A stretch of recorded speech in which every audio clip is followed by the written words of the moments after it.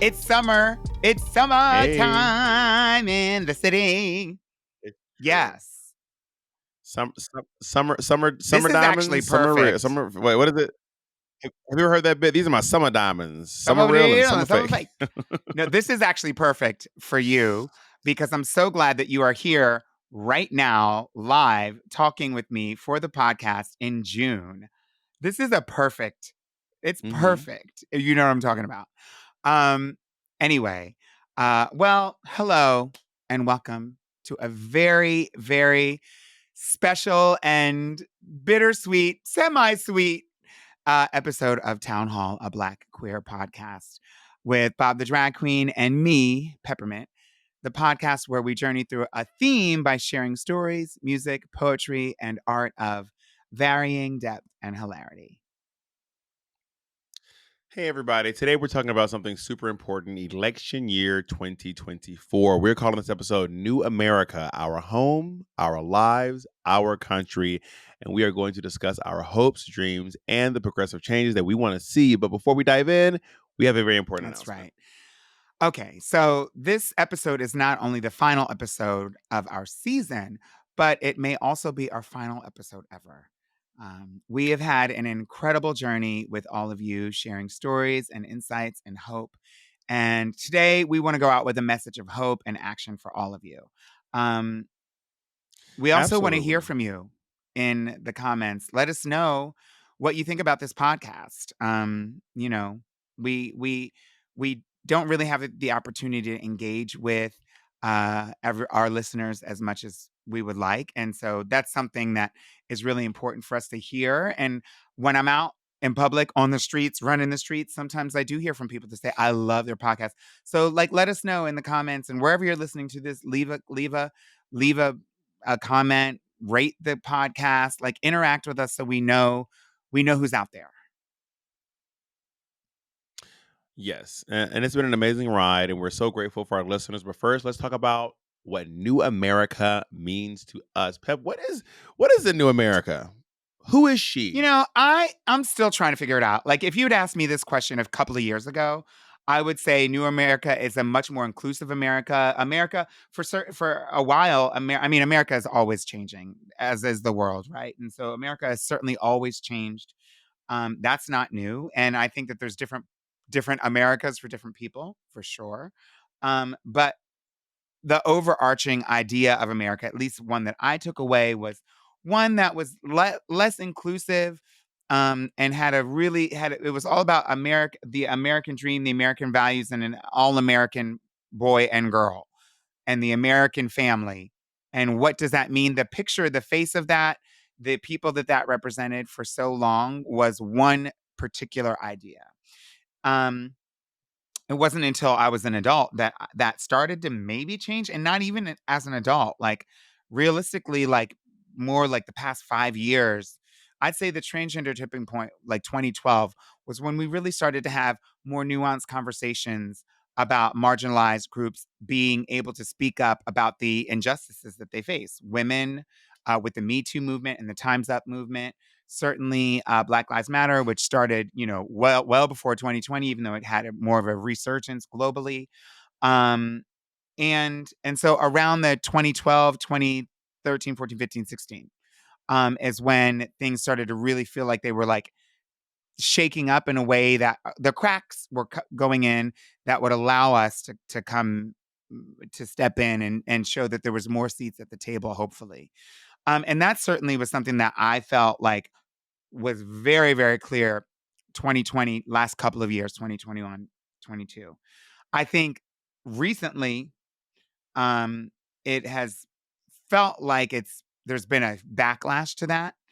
And it feels like, with hearing about things like Project 2025 and things like that, the threat of, wanting to get rid of marriage equality, the threat and then implementation of the removal of protections for reproductive care, Roe v. Wade, um, the attack on, you know, uh, what they're called DEI, what CRT, what they're calling CRT, basically Black history and Black inclusion. The attack on that, the attack on all things woke, even though they can't define it, often always is anything having to do with Black folks. Um, the attack on immigrants, and like it's just like this pushback, this backlash, um, feels like, oh, maybe, ooh, maybe we don't have the same idea and we don't have the same goal. And that's troubling, to me. So that's Yeah. my answer. What about you? You know, I think that I know America is an Mhm. organism made up of tons of organisms. You know what I mean? It is constantly evolving and constantly changing. So there's always a new America. You ever heard the expression or the fact that like every 7 years or so, every cell in your body has shed and changed, and you are a literally a whole new person every 7 years. And America has a very similar trajectory with the people who live in it, the people who make up America. Yeah, You know what I mean? it's like a Without the cell. people, without the people, there are no borders between Mexico and Canada. We define the borders. We decide what they Mhm. are. So we are the things that make up what is America, so to speak.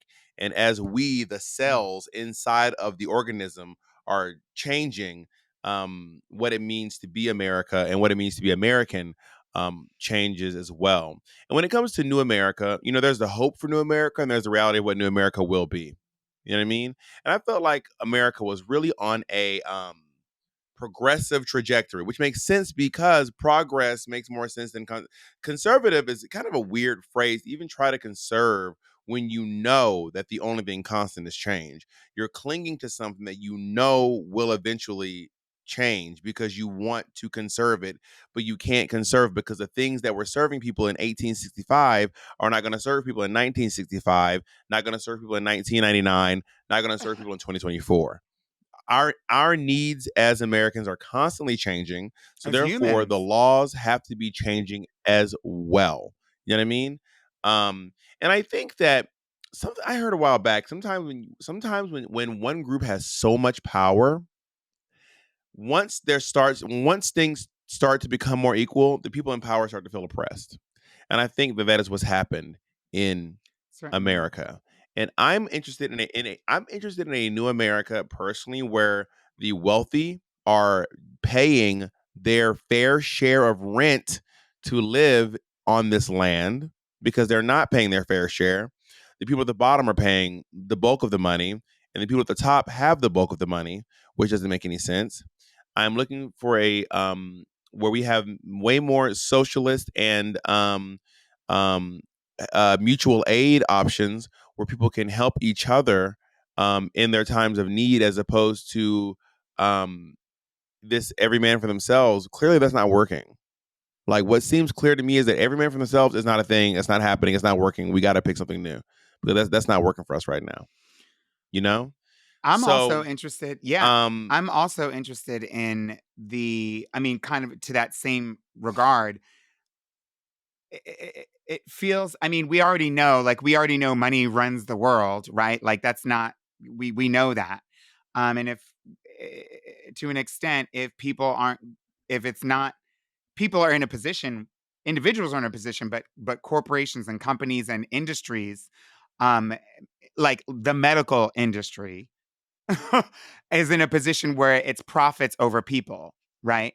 And that is, it doesn't make sense to me why we have one of the access to the most advanced medicine in the world, and we have the most advanced medical system when it comes to the science of it, but people in our country are like, 40% of people either go broke and die because they don't have access to healthcare. You know, that doesn't make sense in our I mean, country yeah, I to mean, me. And so to the piece that the America that I'd like to see doesn't put profits over people. And I think we've definitely crossed that line. Maybe companies and I corporations agree. had that goal 100 years ago when they were getting the first printing press together. But like now, you know, all these different industries really do dehumanize, people. And like the fact that we have this cycle that we can have, and I know I mentioned this before, and we certainly talked about this in the capitalism episode, where, we can be dying of all these diseases that are being caused by, arguably, could be caused by the food that we're eating, but we're not allowed to look at that or examine that because the food industry is paying the Mhm. politicians to make laws that protect us from being able to even examine that. But our country is the highest, like, for being the healthiest country, we're the unhealthiest country. We have the highest hypertension, the highest heart disease, the highest diabetes, the highest weight related illnesses, the highest, like, all these different things that are, a lot of these ailments are Yeah. things that are preventable. I'm not even talking about cancer, which is like, that can be caused by environmental issues. That's a whole nother conversation. And so the fact, but what's terrible about that is there's so many people, or some people, profiting off of every single thing I just mentioned. And that is part of the problem to Yeah. me. You mentioned profits over people. Can we talk about how people are profit? And like we Yes. and have always been profit Yes. because of chattel slavery. Yes, and thank you for that. My mind went there and then I veered a little bit left, but our producer, we should keep that in, Amelia. That was our fabulous producer, Charlene, everybody. Um, you know, chattel slavery, I don't know if if capitalism would have existed in the same way had American chattel slavery not been had not happened the way that it did. Obviously there's always been a barter system. People have always traded goods and things like that. And I'm not an economist, but, like, you know, the American economic system, capitalism, really is just a new version of chattel slavery. It exists. You need human beings that you can exploit. And corporations and in late stage capitalism is all about the corporate entity existing as a person, as a body. Like, legally, corporations are people, even though they're not. They're made up of humans that work there, but they have the same protections as people. And in some cases, in most cases, more, because they are able to afford to have lawmakers and politicians create laws that protect their industries from doing all the bad things that you do. So corporations can break laws and not they don't you can't send a corporation to jail.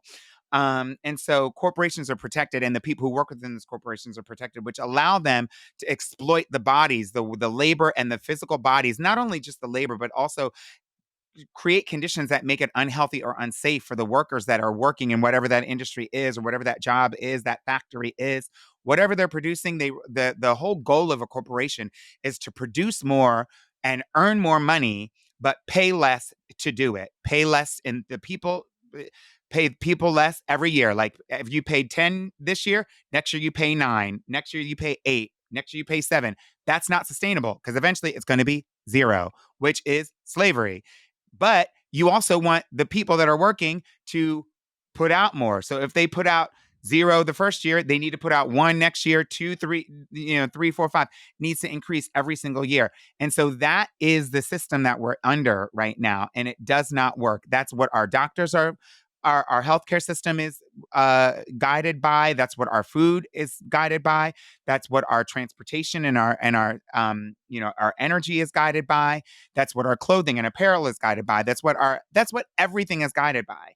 And it does not exist without exploiting the people that are working. And that means paying the people less and less to work harder, longer hours, and produce more.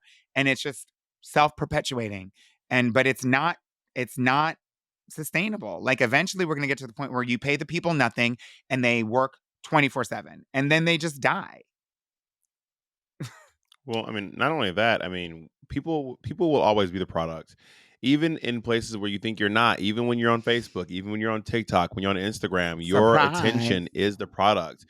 And not only is your attention, but they will also sell your information, which is funny because that's what they're accusing TikTok of doing, because it's a foreign country. But Meta can sell our data because they're stateside. I never thought that, like, Okay. Minority Report and The Matrix, both Tom wait, no, that's not Tom Cruise. Anyway, whatever. Both brunette led guys.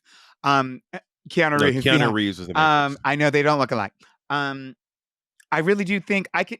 I mean, they Yeah, I don't mean, they not they look can alike. fit. That's Well, anyway, the point is, um Tom Cruise could play Keanu Reeves. Keanu Reeves in the movie, and Keanu Reeves could play No Tom doubt. Cruise in the No movie. doubt. And they both are action stars. Yeah, Um, that yeah, both of those movies, those stories, the premise behind them, The Matrix separately, meaning that we are if we are increasingly on our screens, we're on our screens and doing everything through the screen, purchasing food, purchasing housing, purchasing, gaining relationships. Every single interaction that we have, for the most part, as people, will eventually involve the screen.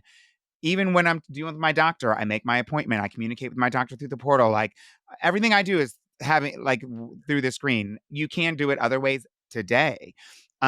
But like in 10 years, you probably won't be able to. And I already know I've had conversations with people that say everything they get, food, clothing, beauty supplies, health supplies, is already coming from one website. We already know what app that is. And so like that is definitely going to continue in the future if they have their say. And to the point where we're just going to be on our screens increasingly, and they yeah, will, and AI will be implemented in a much larger way. They'll be able to sort of. You know, I'm not being a conspiracy theorist here. I'm talking about using the technology and the sort of algorithms that already existed. What's in fucking algorithm? It is the computer anticipating who your behavior so that it can, you know, better predict who you are, what you want, and get what it wants from you, whether it's your money, whether it's your time, yeah, whatever it is. Um, I know where I'm going off on a tangent, but like that is unfortunately that is the America we're in now, and I don't love that version of the America that we're yeah. in now. Also, side note on a separate tangent, just so you all know, to show you how trans people are everywhere, the Matrix was actually created by two trans women. The Matrix series was created by two trans women, Get out. and their sisters, and all the Wachowskis or Wachowskis, I think it's Wachowski. Wachowskis. Um, and also, did you know too that the most recognized voice in New York City is a Yes, trans I woman? Did you know did. that? She's on our subway system, and she's the stay tuned or watch out for the closing doors or whatever.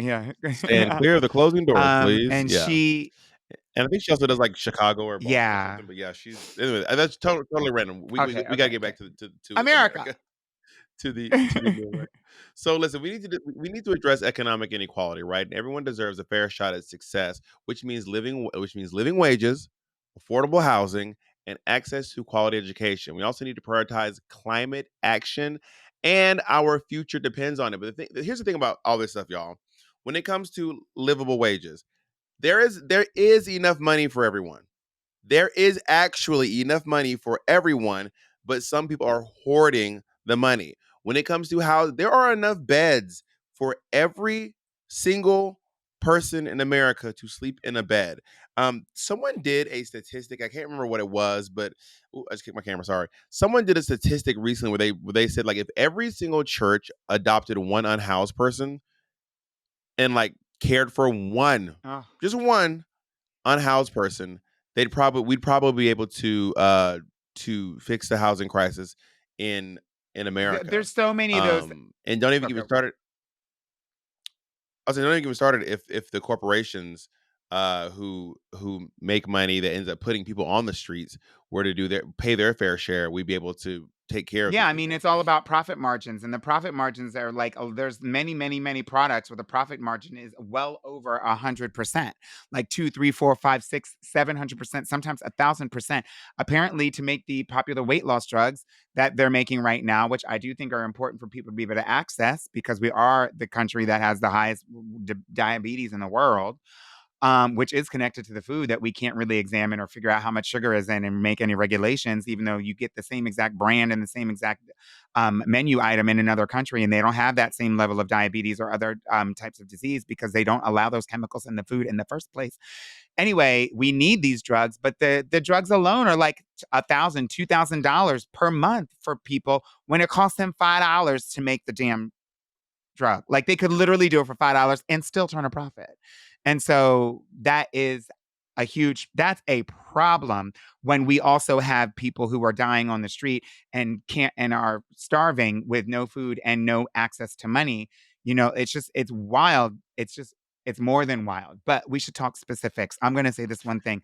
Um we have to talk about what are some of the changes that we want to see this election year, because it does begin it certainly, I can't say it begins there, but it's important.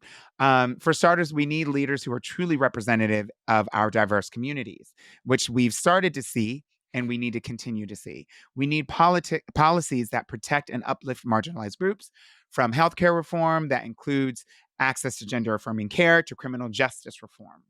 I mean, to be fair, at the bare minimum, and this is just the minimum, half of politicians should be women. Half. At the bare minimum, 14% of politicians need to be black. 14. This is just to be reflective of the demographics in the country. You know what I mean?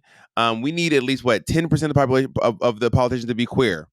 You know what I Mhm. mean? Like we at the very least, if our representatives could be actually reflective of their constituents, I believe that you might see a lot different policies.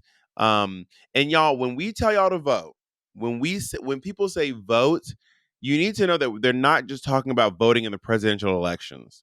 This is not just voting in the primaries.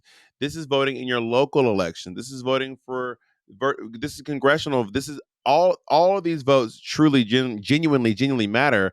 But I think that we as Americans are kind of obsessed with presidential voting.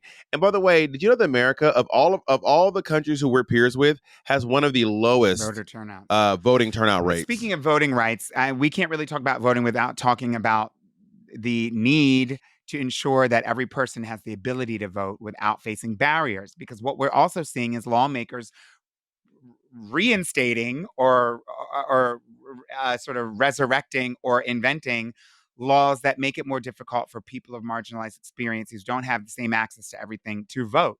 So this is honestly our fundamental right in our country, and it's crucial for maintaining a healthy democracy, which is being chipped away. Just the Voter Rights Act, and just on its surface, has been gutted, over the past 30 years, and it's a shell of what it Mm-hmm. was. Now, let's talk about how we can get involved and make a difference. First and foremost, register to vote if you haven't already. Encourage your friends and your family to do the same. Get informed about the candidates and the issues. Knowledge is power. And I know that sometimes it can seem daunting, but baby, we are in the age of information.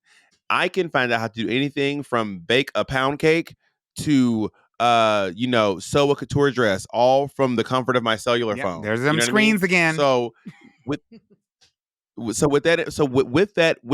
the answer to every question in the world in the palm of your hand, it is easier now than ever for you to find out about your the people who represent your representatives and if they hold their values. I even found this guy on, I might be able to remember his Instagram, but I found this guy online who has this really cool um spreadsheet where you type in you it goes through all the things that they'll be voting on, and you talk about if you agree with them. You talk about how if you agree with that law or if you don't agree with it and how important that is to you, and then it will let you know what candidate you actually agree with the most. There are so many tools like this available to us as voters now that we never had I before. do That we think never had before. I do think it's really important that, I mean, one of the things I'd like to see, speaking of the America that we'd like to see, I would like to see a much more pared down and much more direct sort of voting, sort of campaign process. I do think that we need to get the money Hmm. out of voting, and I don't know if that means we need to not have career politicians who are serving for 60 years. I think we need to make sure that people like corporations can't just like pay off whoever they want, because we already know that corporations, what they want is the exact opposite of what the people want many times, and it's usually at the detriment of what the people want. What the corporations want is to spill more chemicals into the air, use up all the things, not pay any of their workers, and fuck up the planet. That's what the corporations want to do, which puts us at a disadvantage, to say the least. And that is the opposite of what we need and what we certainly should hope to want, unless you are the CEO of that corporation. And so that corporation should not be able to pay our elected politician. Like, let's say I'm running, that corporation should not be able to pay me to go through and make it illegal for y'all to make it illegal for the corporation to put more chemicals into the air. Like, that shouldn't be able to happen, but it can. And so that is one thing that we have to do. But in addition to that, we have to focus on, and really, just to reiterate, honestly, the importance of not just thinking about the presidential election. And the information that Bob was talking about, we have it at the palm of our hands. I know that there's a lot of talk about fake news, and I know that it can be confusing because there's a lot of fake news, but it's actually not that confusing. If you focus on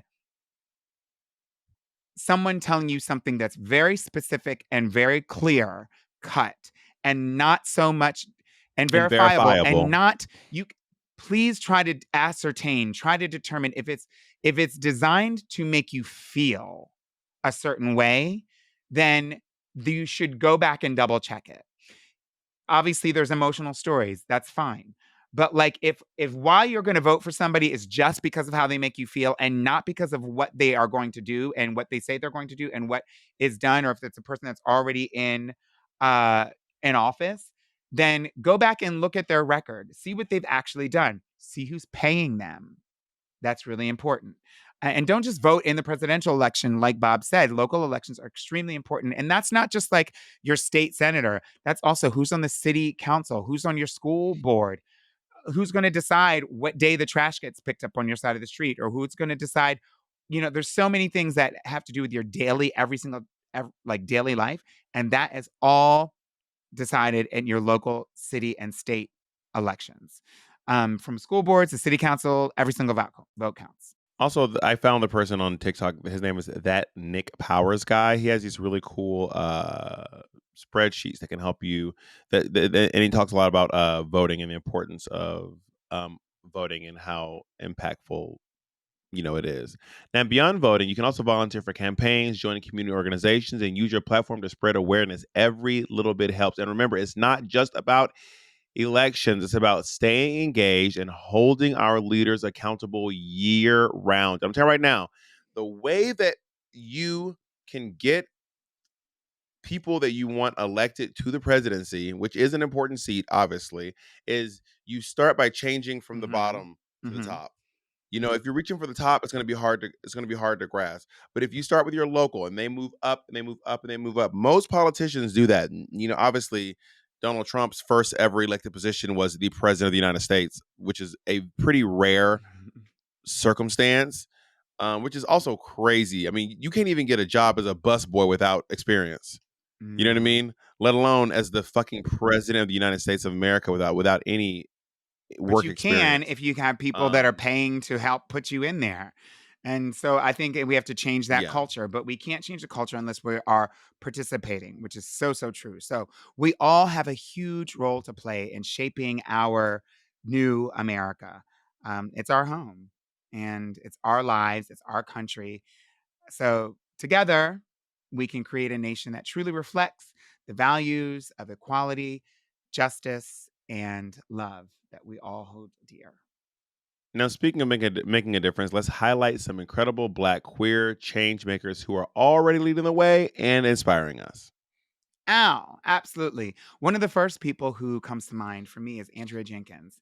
She is the first openly trans woman, trans black woman, elected to public office in the United States, serving on the Minneapolis City Council.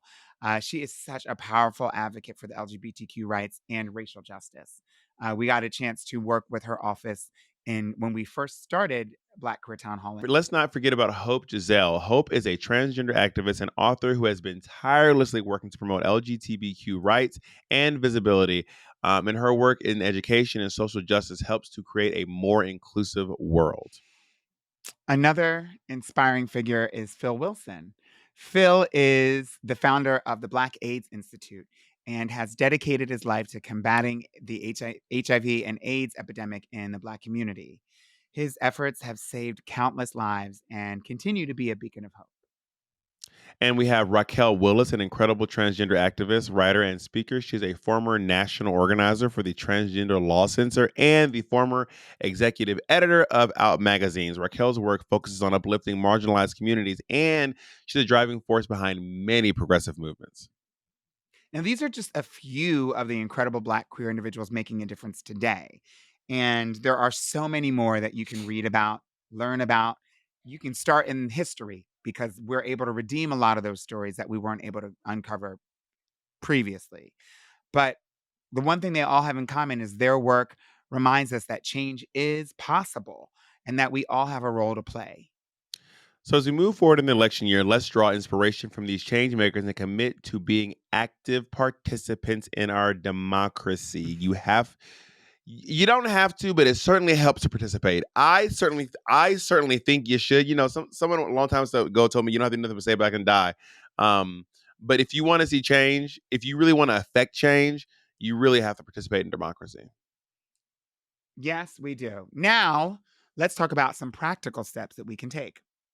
How can we make our voices heard and advocate for the changes that we want to see? One way is through community organizing, right? Join or support local groups that are working on issues you care about, whether it's racial justice, LGBTQ rights, environmental activism. Um, there are so many things, there are so many ways that you can get involved. And another way is to use social media to amplify important messages and support causes. You can share information, raise awareness, learn a little bit, and connect with others, most importantly, who are very passionate about the same issues that you are, so you can make a difference.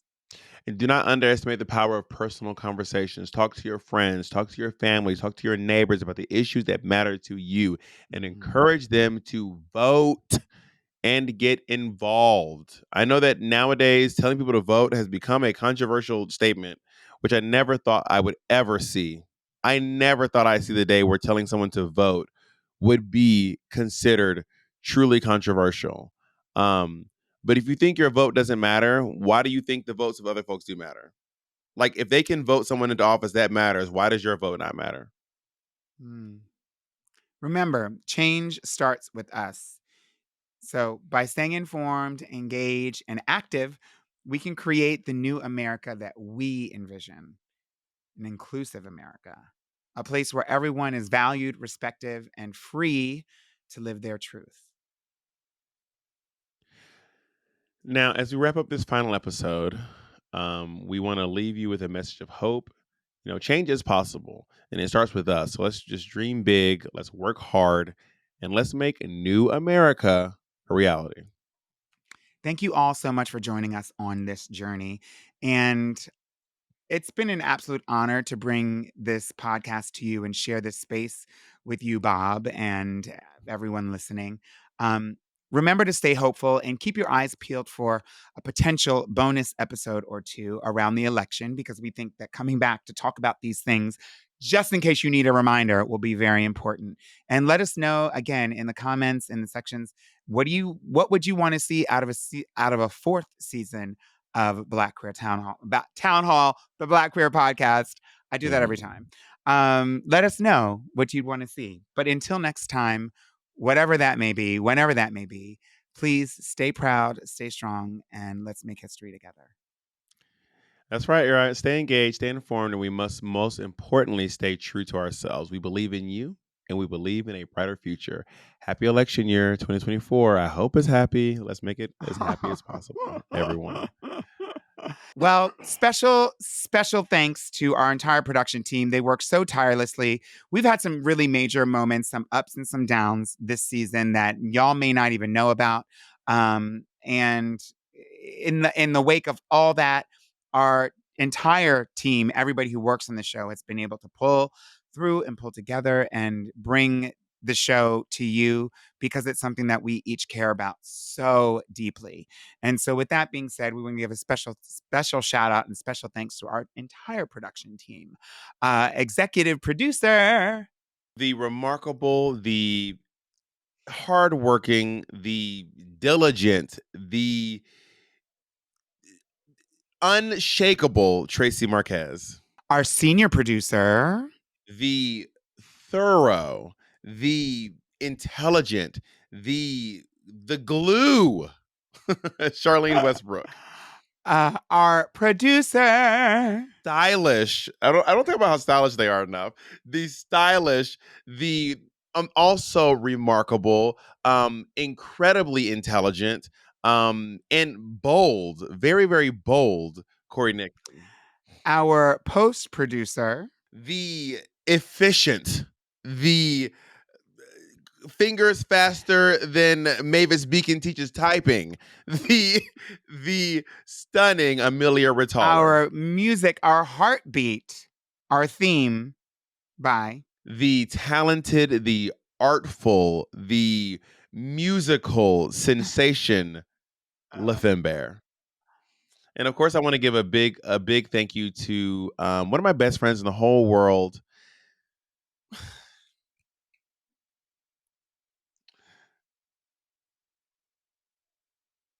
You know,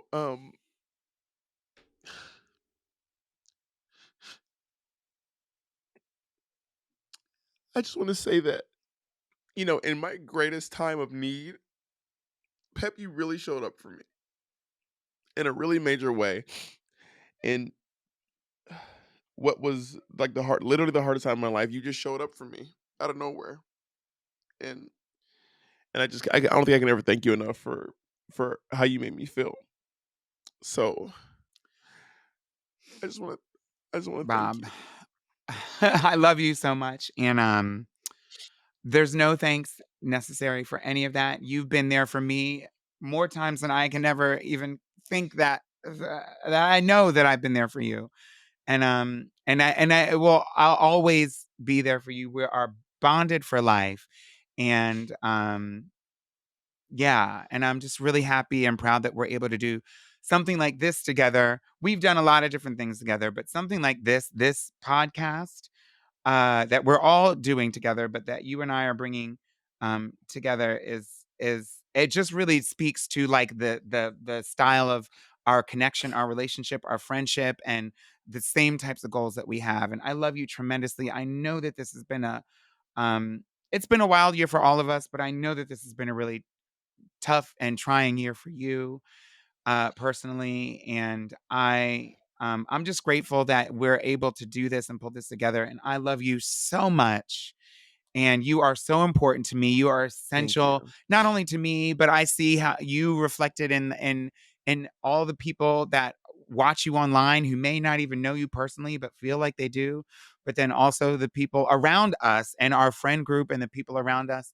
Um and and and I'm just so grateful to have you in my life, and I'll fight tooth and nail to keep every single connection that we have thriving and beating, and I care for you so much. Um, yeah, Thank you, Pep. And I wanted to dedicate this season to my amazing mother, Miss Martha Caldwell. And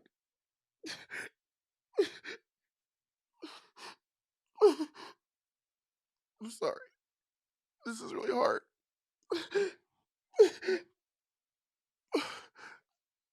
Maybe we can edit out some of the crying. I want to dedicate this season to my remarkable mother, Martha Caldwell. I that's okay. can't do it, Pep. She You was have to do I only it.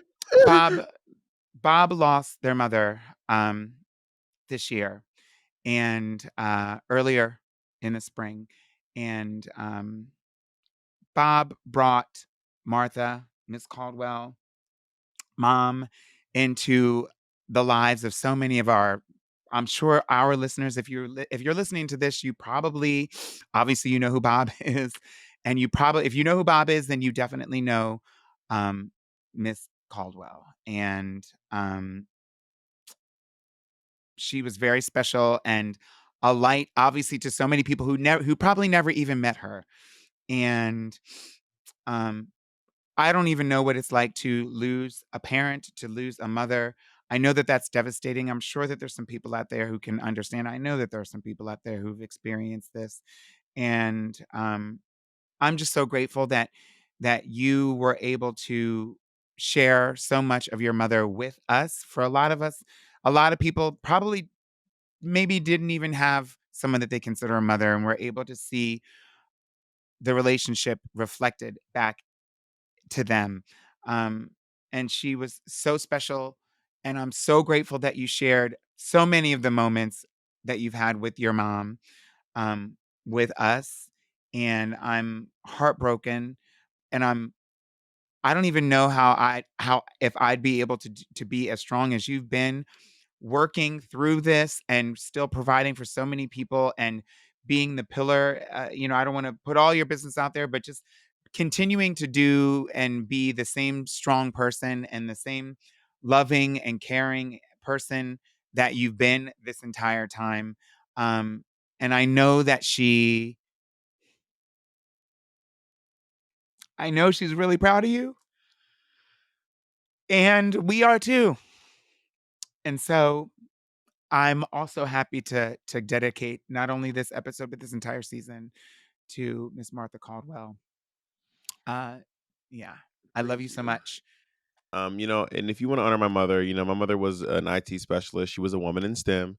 And if you want to honor my mother, you can go to the pinned tweet on my Twitter, and donate to Black Girls Code, which helps to make sure that there are Black women represented in technology. We So I love you, I want Mom. to say a quick message, one last quick message to our listeners.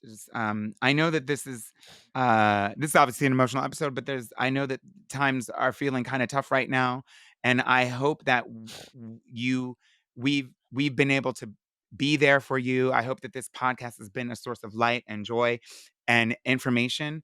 I know that while we go on hiatus and while we go through the summer after this episode, you may be missing some of those things, and we encourage you to go out and find some of those things in other podcasts and other things, and go back and listen to our previous episodes. Leave comments. Let us know what it is that you like about this episode, this podcast, and let us know what you would like to see in an episode, a potential episode 4.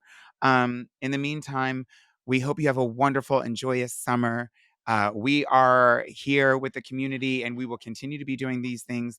Go over and follow Black Queer Town Hall, which is the organization that's the parent company or organization that birthed this podcast. And we will see you in the fall for some special episodes because we can't leave y'all hanging for the election. But in the meantime, thank you so much for the love and support, and we'll see you